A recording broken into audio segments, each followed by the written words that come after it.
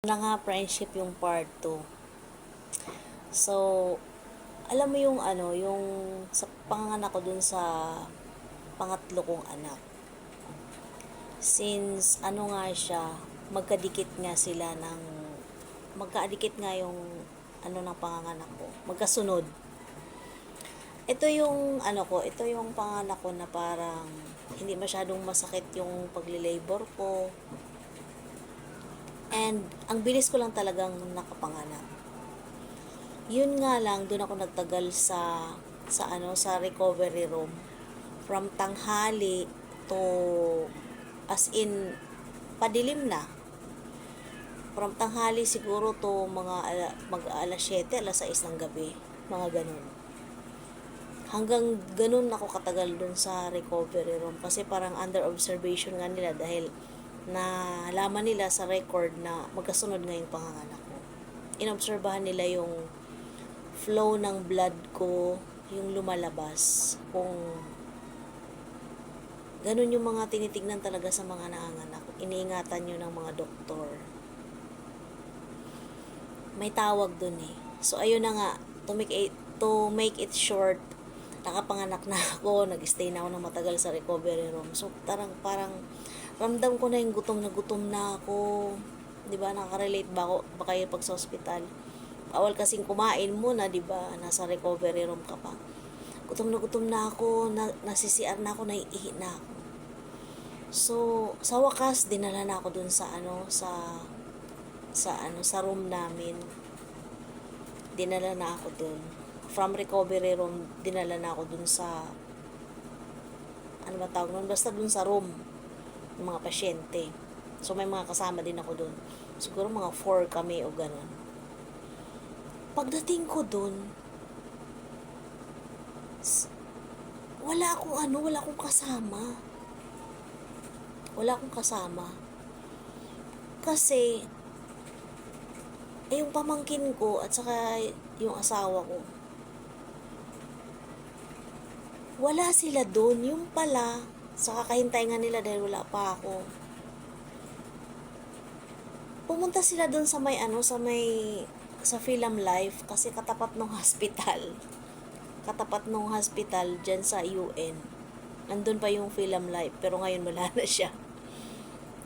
May kasi doon parang contest ng mga choir, mga choral. Kakanta sila ng mga pamaskong awitin.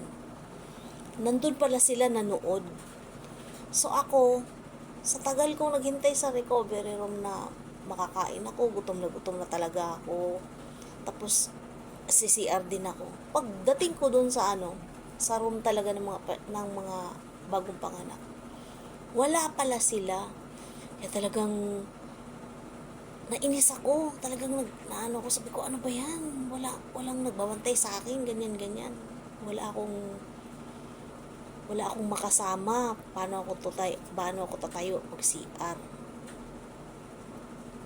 Ay naku, pinagalitan ko sila pagbalik nila. Sabi ko, saan ba kayo galing? Bakit ang tagal-tagal nyo? Saan ba kayo galing? Yun nga, nahimik sila. Sabi ko gano'n, kailangan ko na kumain, gutom na ako. Gusto kong mag-CR, hindi rin ako makatayo.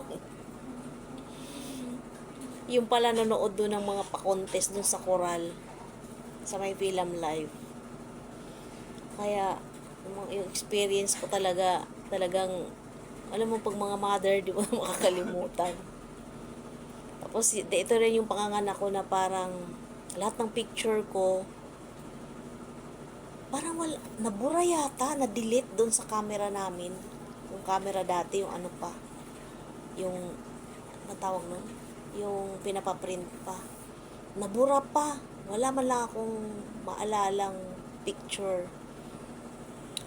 Tapos, pagdating nung baby, dinala na yung baby, sa higaan ko. Naku, natakot pa ako, nagulat pa ako. Kasi yung kamay niya is perong parang may nakaumbok na ang color is violet, na may pagka-red. Parang ganun, parang akala mo natusok or ganun. So, pinabalik ko pa dun sa naghatid. Sabi ko, ay, paano naman? Bakit ganyan yung baby ko? Ba't ganyan? May ano sa kamay? Yung pala talaga, meron siyang, nung pinanganak ko siya is meron siyang hemangioma. Akala ko na ano nila yung braso ng baby. Yung pala talaga, meron siyang hemangioma na nasa braso. Na, sabi nung pedya, nung nagpapacheck up na kami sa pedya, na kapag naging 3 years old siya or 7 ba yun, na pag hindi yun naging flat, nakaumbok pa rin. Kasi ano daw yun yung mga ugat na nagkumpul-kumpul, ganun. Kapag ganun daw, is operahin siya. Pero praise God sa awa ng Diyos, wala nang ganun yung anak ko ngayon. Flat na yung braso niya. So dati, sinasabi lagi ng pedya na protektahan, laging may nakatakip, kasi ano siya, manipis siya eh. Madali siyang baka mamaya maano siya, mabilis magkasugat. Eh ano nga daw yun, nagkumpul-kumpul na mga maliliit na ugat. Hemangioma tawag sa kanya. Pero sa awa ng Diyos ngayon, wala na. Naka-flat yung kanyang braso. So, ayun. Naku, haba na rin. May third pa. Dami kong kwento. Pagtyagaan nyo na lang. Thank you.